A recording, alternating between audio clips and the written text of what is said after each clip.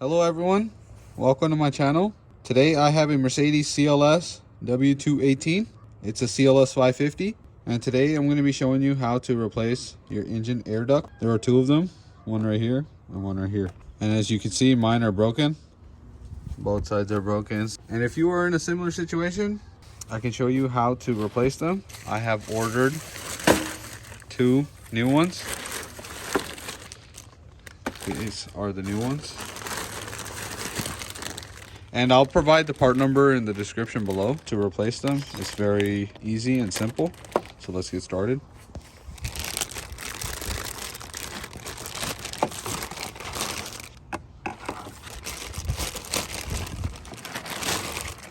And this is the left side. Just gonna lift it from this side. And there is a clip right here. You can use a screwdriver and just push it in. See this? Install it. Go reverse order.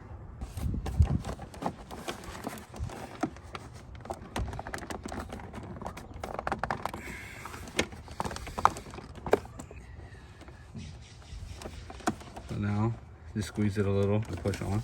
That's it. This side. This one just popped out.